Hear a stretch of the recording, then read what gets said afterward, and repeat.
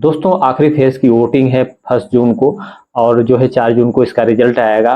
इसी कड़ी में अखिलेश यादव ने घोसी में जनसभा को संबोधित किया। राजीव राय के समर्थन में उन्होंने रैली को संबोधित किया और इस रैली में उन्होंने शिक्षा मित्रों की बात की, आशा बहुओं की बात की, आंगनबाड़ी कार्यकर्तियों की बात की, जिनका मानदेय को लेकर काफी दिनों से धरना प्रदर्शन चल रहा है। सरकार से काफी ज्यादा वो मांग भी करते आ रहे हैं कि उनका मानदेय बढ़ाया जाए, क्योंकि उनका भरण पोषण, उनके परिवार का खर्च नहीं चलता है। इससे इतनी ज्यादा महंगाई है तो हमारा मानदेय भी बढ़ाया जाए।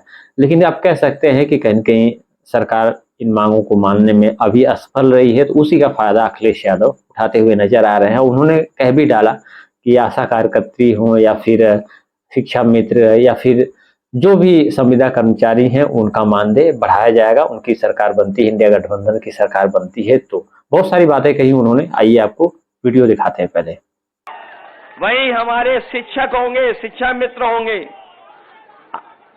हमारे जो हमारी आशा कार्यकर्ता हैं, जो हमारी आंगनबाड़ी हैं, उनकी हमेशा मांग रही है कि उनका मानदेय बढ़ाया जाए, उनको भी सुविधाएं मिलें। तो हम भरोसा दिलाते हैं कि उनको भी सुविधा देने का काम करेंगे, उनका भी मानदेय बढ़ाएंगे। जहां मानदेय उनका बढ़ेगा वहीं हमारी मनरेगा की मजदूरी को भी हम लोग प्रतिदिन 450 कर करके अपने मजदूर भाइयों की मदद करने का काम करेंगे। इसलिए मदद करो सब लोग, मदद करोगे सब लोग।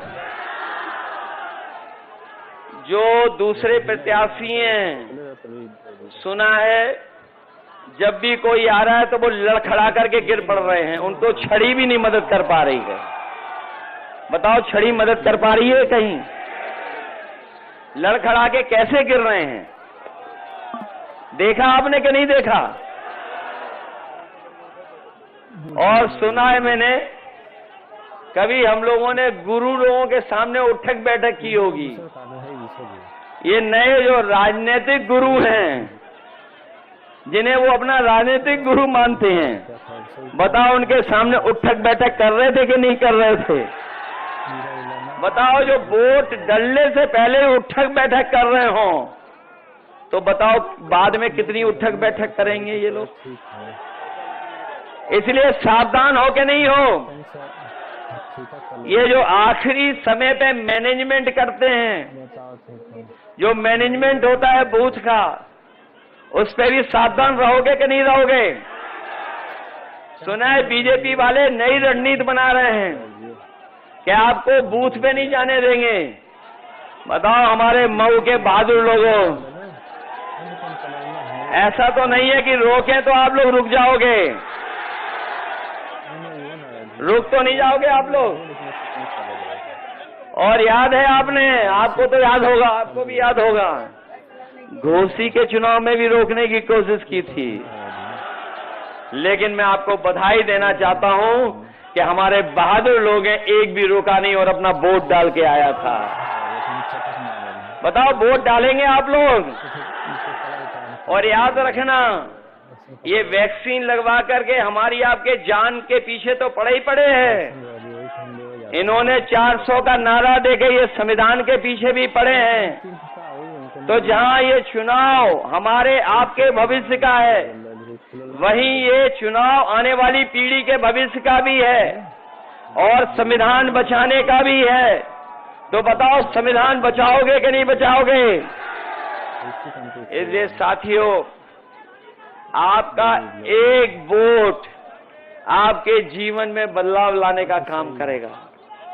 जो हमारे समाजवादी पार्टी के प्रत्याशी हैं राजीव राय, इनके बारे में इनका परिचय देने की जरूरत नहीं है।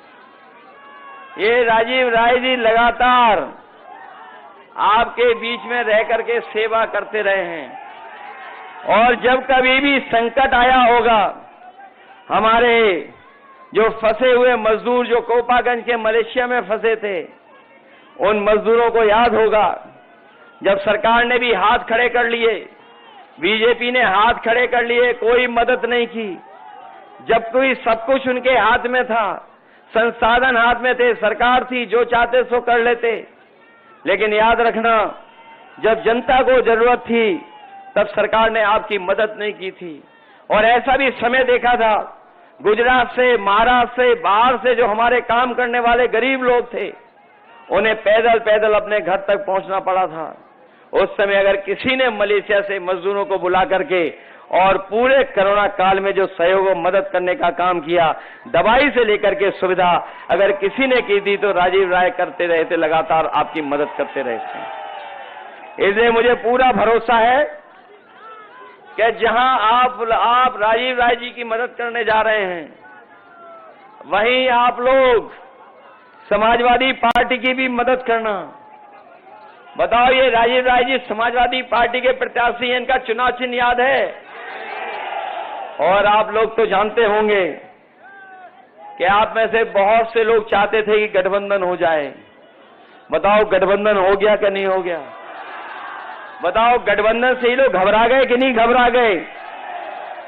और इतने घबराए हैं कि इतने लड़खड़ाए हैं कि इन्हें ये भी मदद नहीं करेगी अब।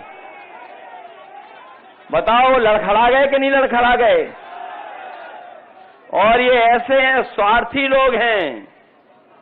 बताओ, स्वार्थी लोगों से बचाओगे कि नहीं बचाओगे? पुराने स्टेटमेंट तो याद होंगे। बताओ, बीजेपी के लिए क्या कहते थे ये कि चल सन्यासी मंदिर में, और हमारे साथियों गूगल करके या यूट्यूब पे गाना सुन लेना। पहली लाइन तो हम और आप लोग कह सकते हैं, दूसरी लाइन तो कोई भी नहीं कह सकता है। सोचिए आप किस किस को धोखा दिए हैं, और ये ऐसे धोखेबाज हैं जो अपने को भी धोखा देंगे, अपने आप को भी धोखा दे रहे हैं। इसलिए ऐसे स्वार्थी लोगों के खिलाफ आप लोग मतदान करने का काम करना, यही मैं निवेदन आपसे करने आया हूं। जहां 4 जून को रिजल्ट आना है, ये तो सब लोग जानते हो कि नहीं जानते हो? रिजल्ट आ रहा है 4 जून को, और 4 जून को बताओ क्या है? मंगल का दिन है, उसी दिन मंगल होना है। बताओ, मंगल होना है कि नहीं होना है 4 जून को? तो सुना दोस्तों आपने किस तरीके से अखिलेश यादव ने बहुत बड़े बड़े वादे किए हैं किसानों से, युवाओं से और तमाम देश की जनता से। उनको बहुत सारी सुविधाएं, बहुत सारी चीजें देने का वादा किया है।